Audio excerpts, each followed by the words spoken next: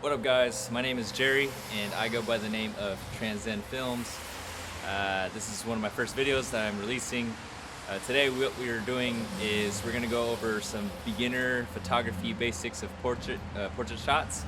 I'm not an expert in photography, but I do have my girlfriend with me,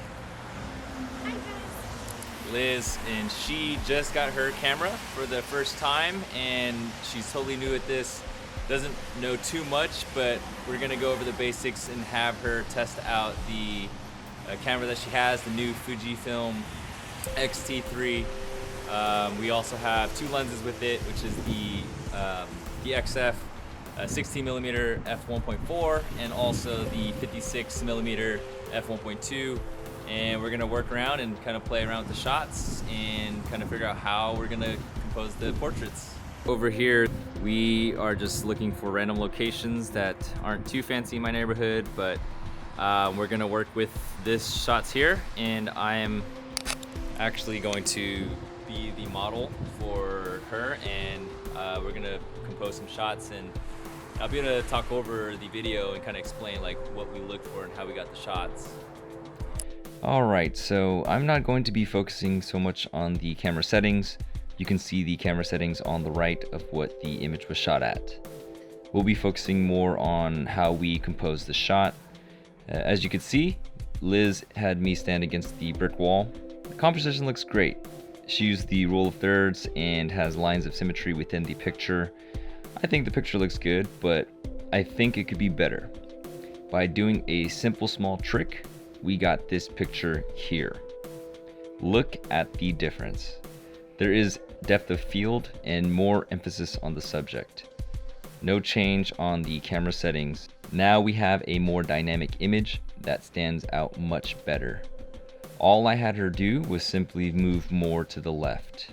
Moving to the left allowed us to have more separation in the background, giving this image a lot more style. And my advice from this shot is to simply move left or right of your subject and see what works for you. Your pictures can come out that much different.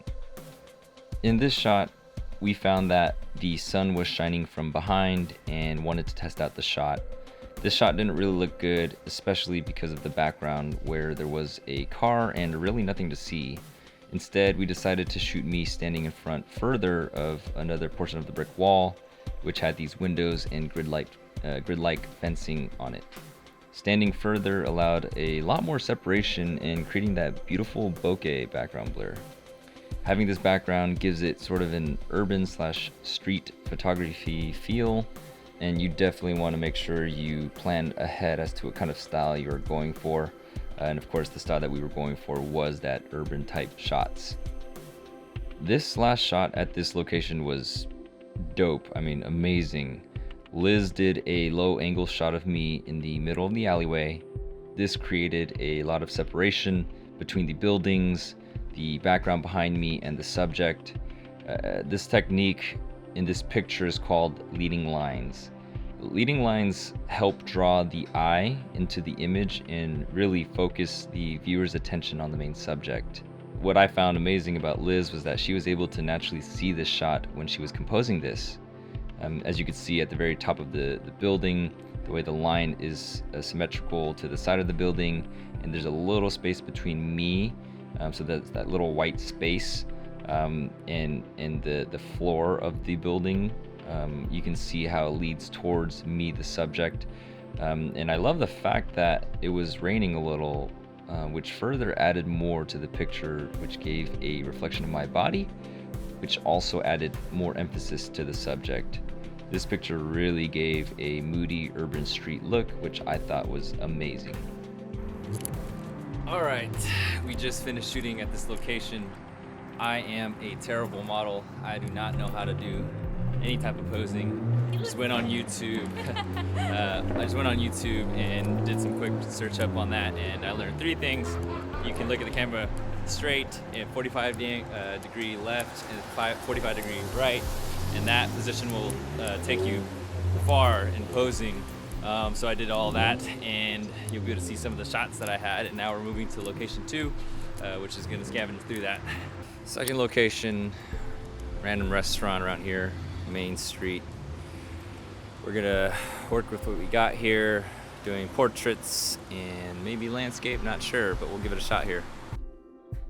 Going through these pictures really quick, I want to emphasize how none of these pictures came out well at all.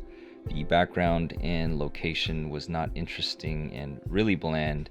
The second shot with me against the pole, nothing outstanding and boring, looking like it was shot on like an iPhone or an Android. So we were trying to find some shots with the 56mm. What we actually found was that there's just so much open area, so there was not really any dynamic shots.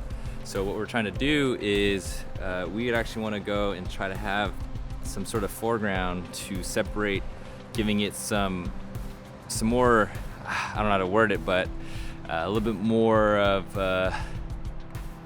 spazayas. All right, that took me a while. All right, whatever. Now we're getting somewhere. I love how there's separation from the foreground to the subject. It makes the image look so much better compared to the other pictures where there was too much room and space around the subject. One thing to point out, you can see that it can be a little distracting with the leaves that is covering part of the subject. And so onto this next picture, we were able to get the right shot where there's enough foreground around the subject and not covering me in that picture there. And for the rest of the video, I'm going to choose 3 pictures that I like the most with a before and after color grade. If you enjoyed this video, please like and subscribe to my channel. If you have any questions, please ask below. Don't be shy.